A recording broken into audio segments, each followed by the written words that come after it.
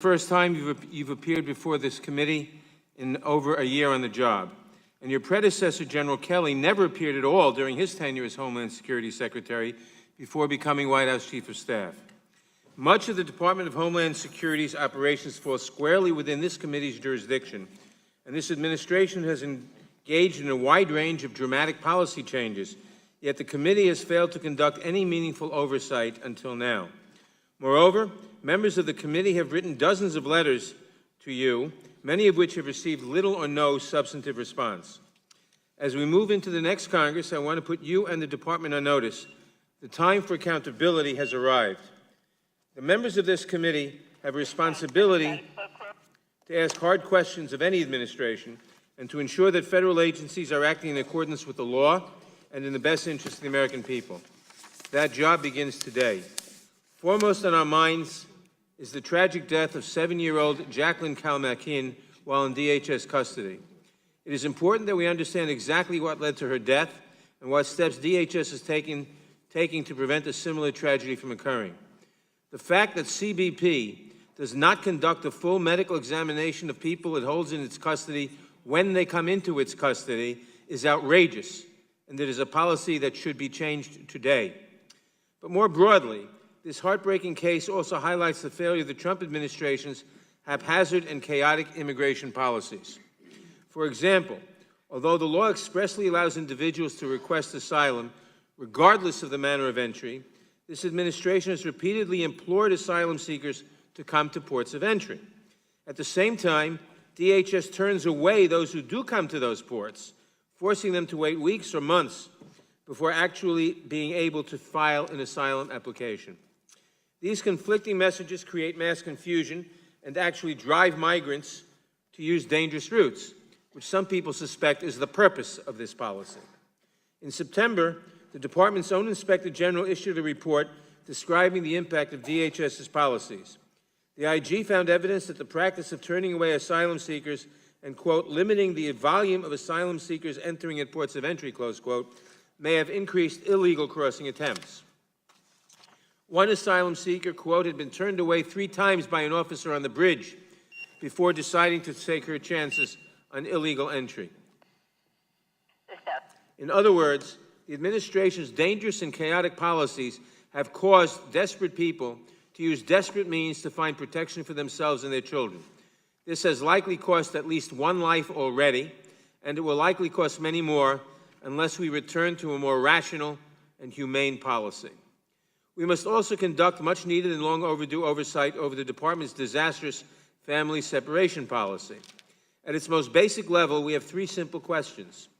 What made the administration think that seizing children from the arms of their parents was acceptable at any level? Under what authority and under whose direction was this done? And now, what are you doing to repair the untold damage the department has inflicted on these children and their families? Not only was this policy abhorrent and morally repugnant, it is clear that the department was either incompetent or grossly negligent in its implementation, which only compounded the trauma inflicted on innocent children and their parents. For example, DHS failed to keep sufficient records that would enable the eventual reunification of separated children with their parents. Again, this is the conclusion of the department's own Inspector General. Among other things, the IG found that DHS, quote, struggled to identify, track, and reunite families, unquote, that your agency caused confusion by providing inconsistent information to separated families, and that the department, quote, was not fully prepared to implement the administration's zero-tolerance policy or to deal with some of its after-effects, close quote. I would also ask, on what planet can a humane democratic country deport parents without giving them the opportunity to have their children with them, and without maintaining records so you could identify them afterwards? The fact that this was handled so poorly, and that some separated children have yet to be reunited with their parents, is unacceptable.